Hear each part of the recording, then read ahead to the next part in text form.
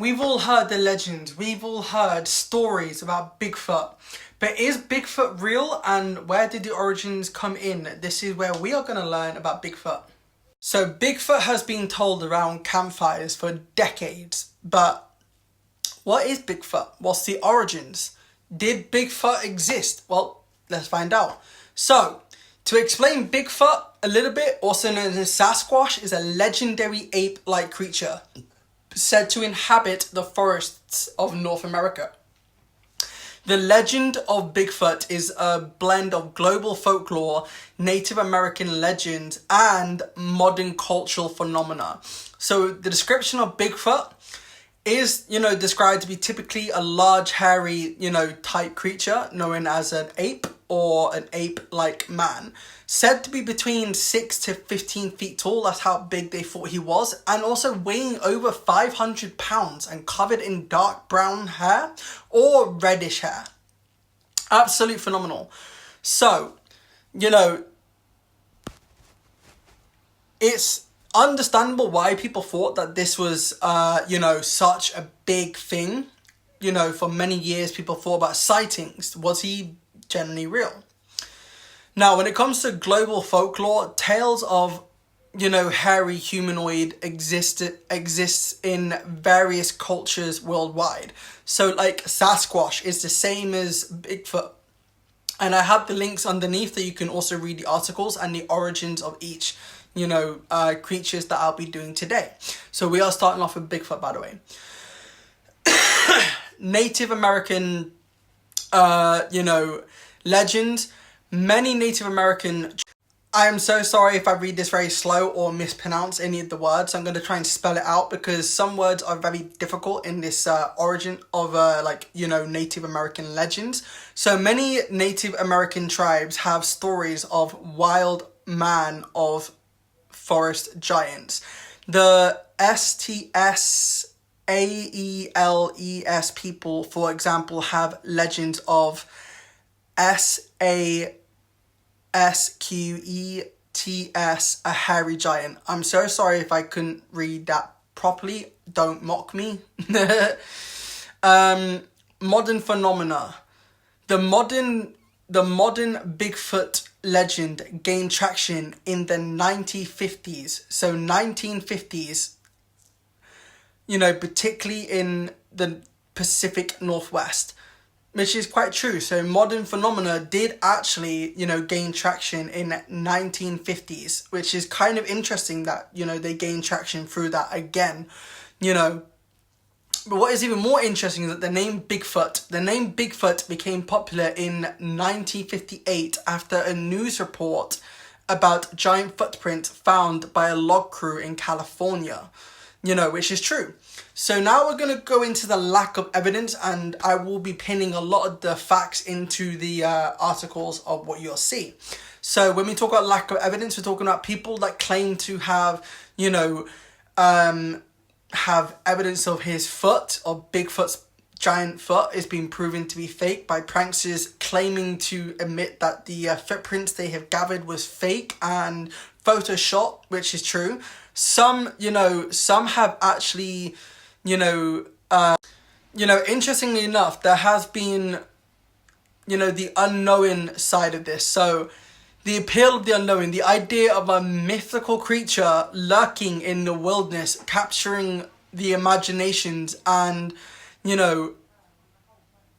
satisfies the human desire for the unknown, which is true. So when we hear stories of Bigfoot, it does capture our imagination. It captured mine when I was a kid. I used to really think that, there must be some beast out there that really is lurking around. But because it's unknown and not even, remotely possible, it's still a myth that we all love so dearly and we all hold so close to our hearts, like dearly, But, Bigfoot was actually very popular for cultural side of it. So Bigfoot, has appeared in numerous books, movies, TV shows, and commercials, which is true. And, films that came out of Bigfoot was a family that adopted a friendly Bigfoot, which was Harry and Hendeer Sons. Hope it's the last bit right. Sorry, I can't read that bit. That came out in 1987.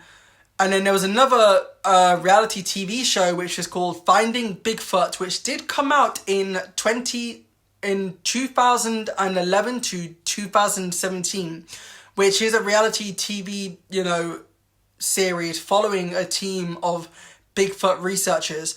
Another interesting thing is that scientists, with largely dismissing the existence of Bigfoot, some researchers continue to investigate sightings and evidence, of these creatures. So who knows? Bigfoot might actually be out there for the world to see. We just haven't found him yet. Who knows? Sorry if there's some parts in this video that I was a bit sluggish on reading. I'm a little bit dyslexic. Can't lie, but we're getting better. But all in all, it is what it is. I would be able to outwit this guy anytime soon.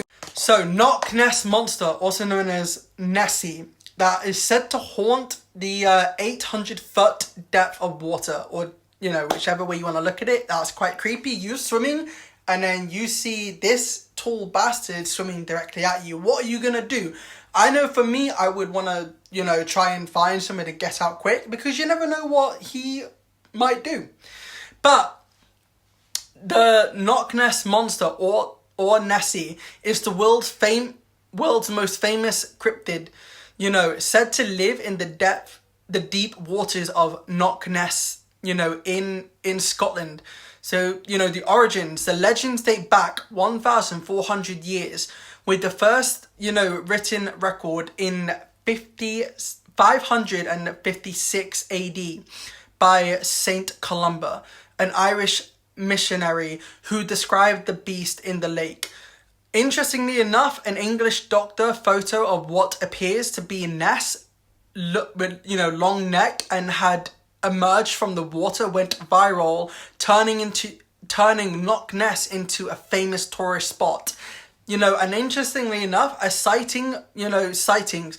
Gary Campbell, who runs the Loch Ness Monster Sightings website, has logged 1,143 sightings over 26 years, which is absolutely crazy in every single way. I mean, who knows at this point what the next sighting will be? And, it's just, wow.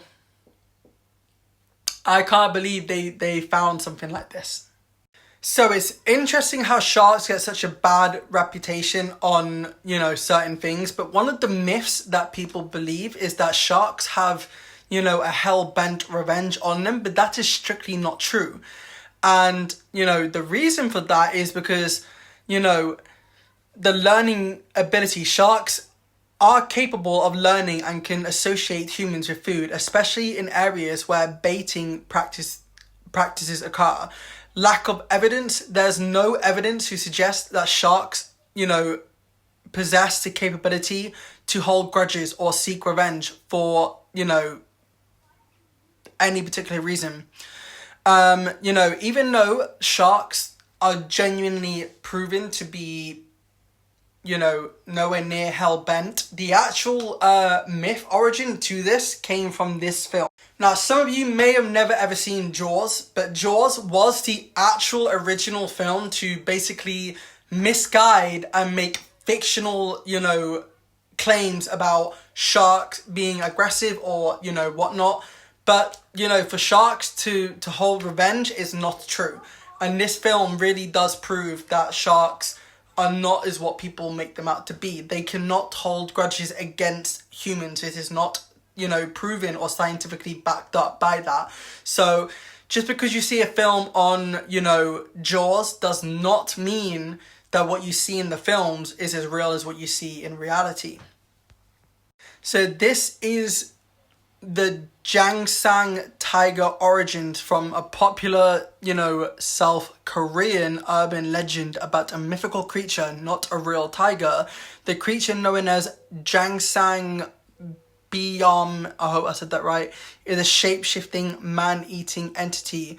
While the myth is the source of a popular 2016 film, the Jangsang is the name refers to a real mountain in South Korea that is ironically a minefield, adding a layer of a real world danger to the folklore. So, origins. The Jangsang tiger origins from popular South Korean urban legend about a mythical creature known as a Jangsang Biom. Description is often described as a fluffy white tiger with, obviously with the smiling face thing. I would say smiling face, to be honest. Ability, the Jangsang the Jangsang Biom is portrayed as a shape-shifting man-eating entity, which is true, it was. The myth and the reality. Fictional creature. It's important to note that the Jangsang tiger is a mythical creature, not a real tiger species. The Jangsang mountain, the name Jangsang refers to real mountain in South Korea. Ironically, this mountain is, adding layers of real world danger to the folklore. Popular culture, 2016 film, The Myth of the Jangsang Tiger, generated further popularity with the release of a 2016 film based on the legend. Key aspects of the legend: shape-shifting. The Jangsang tiger is believed to have the ability to shape-shift, often taking on human forms to lure its victims. Lowering sound is said to, sounds of mimicking human voices and, crying children to basically attract humans to come down so they could go and kill them. Man-eating. The Jangsang tiger is described as a dangerous predator that preys on humans. Obviously folk tales. So that the folktale side of it is the legend may have, originated from older folk tales about dangerous creatures lurking in the mountains, and obviously it was a warning to children because the story does, basically say to children, you need to not go lurking, on their own on the mountains. So, sorry, this last one was a little bit weird. I had to really, but I hope you guys enjoyed this and let me know what you guys thought of this video.